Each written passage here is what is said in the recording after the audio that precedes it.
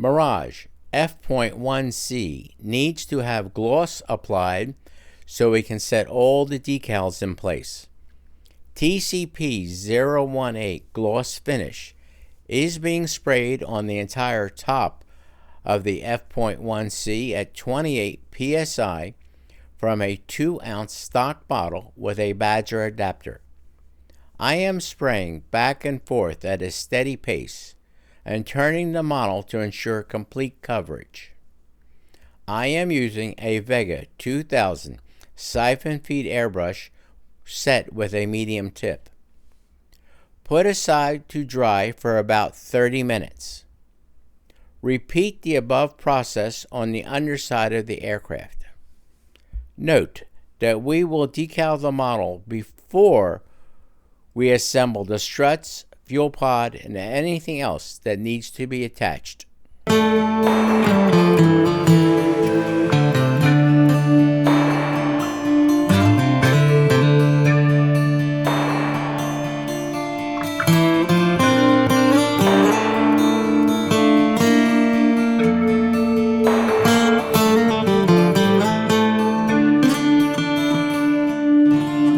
Start the decal process at either the top or bottom of the aircraft. It is your choice. I chose to start at the top of the aircraft as there are a lot more decals to be applied. I am using a stand I purchased from Bulldog Models in the United Kingdom. This stand is 3D printed.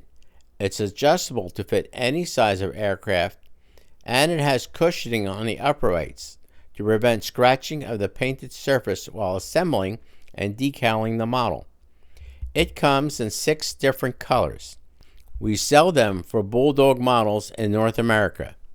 As for the model, please note the really neat camouflage pattern and perfect separation of colors on the top of the aircraft.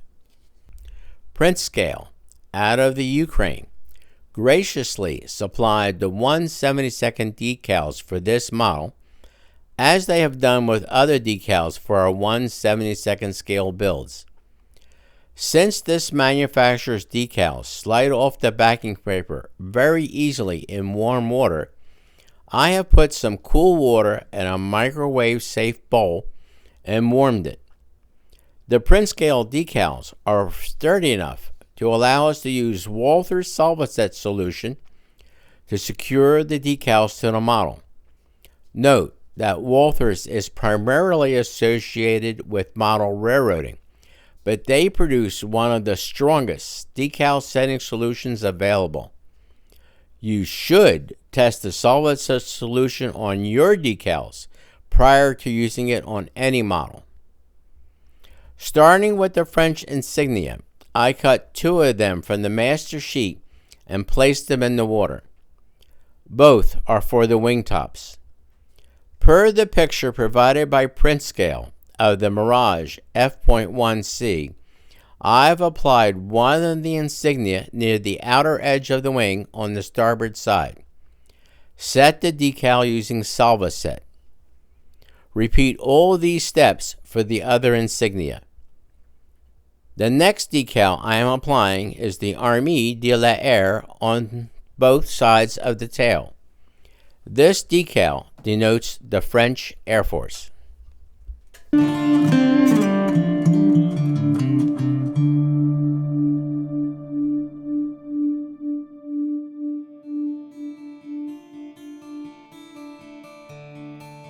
A very tiny decal is applied to the air intake on the port side of the aircraft. It is so small it is difficult to position straight onto the intake, so please be careful when setting the decal in place. I ruined at least one of these small decals before I got it right. Take your time in placing these on both sides of the fuselage on the air intakes. The next decal I applied is the red stripe onto each stabilizer. Again, follow the instruction sheet carefully for placement of the stripes on both stabilizers. The yellow dotted lines that are on each wing are the next set of decals we will apply. There are many of these pieces to be set in a specific pattern on each wing. I suggest you do them in sections, allowing the decals to be set prior to adding more lines in the specified pattern. Follow the pictures on the instruction sheet rigorously, and you should have little problem with the pattern. Also, note the decals that Printscale give you of the lines are longer than what the pattern calls for in the instructions. My advice is to use them as is so that you do not cut them short. Later on, after they have set, I will cut them to size with a sharp hobby knife. Then remove the excess.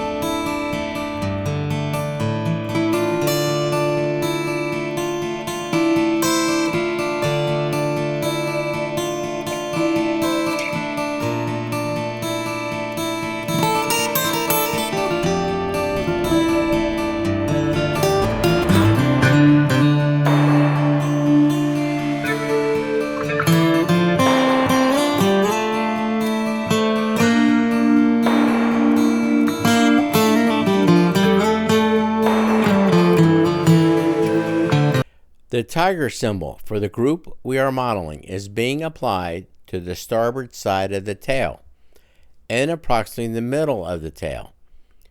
On the port side of the tail, there appears to be a battle axe symbol, which will be applied later in the same position as the tiger.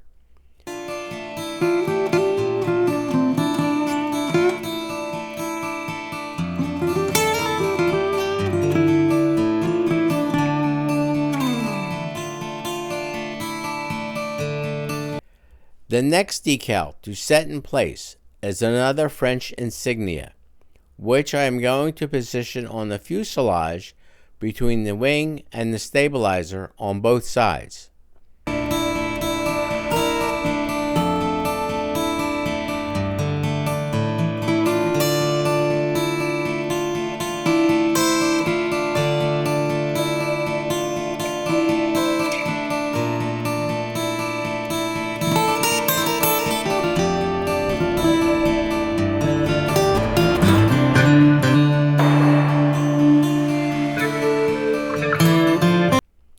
The rest of this section of the video will be taken up primarily with applying more dotted yellow lines to the tops of the wings. Once again, follow the instructions on Printscale's instruction sheet to the letter for proper placement of each section of the dotted yellow pattern. As you soak them in warm water for 15 to 20 seconds, make sure the decal moves on the backing paper for easy placement on the wings. Place back in the water bowl when necessary. Slide the decal onto the wing surface, using a Q-tip to moisten the decal if you need to move it. Then, use a sponge to squeeze out the excess water to set the decal. Use Walthers Solvaset to secure the decal to the wing. Repeat this entire procedure on the other wing for line placement. Small parts that will be added to the pattern near the edge of the wing to connect the dotted pattern around the wing top to make the pattern nearly continuous.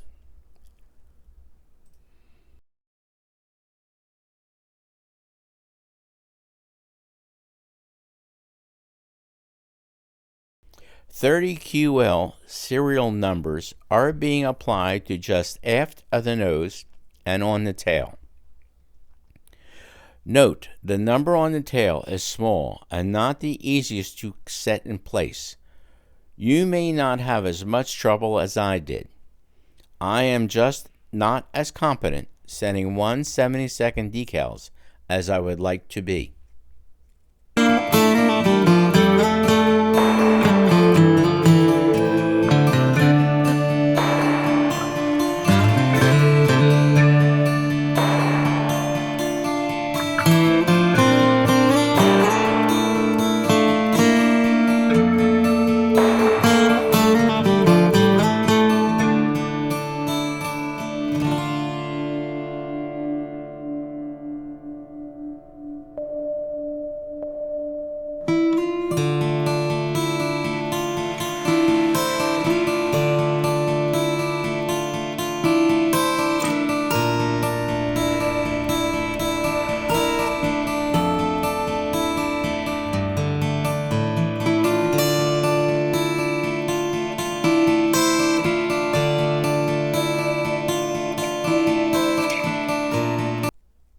Now I am ready to cut the excess length of the yellow dotted line decal I placed on the starboard wing.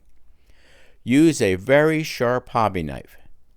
Smooth out the edge as best as you can. Another yellow dotted line is now set near the fuselage on the starboard wing. After dipping the decal in warm water for 15 to 20 seconds, make sure it can move on the backing paper. Place back in the warm water if it doesn't slide easily. Slide the decal onto the wing surface. Use a Q-tip to moisten the decal if you need to move it, and use a sponge to squeeze out the excess water to set the decal. Use Walthers Solvaset to secure the decal. Repeat the entire procedure on the port wing to do more line placement.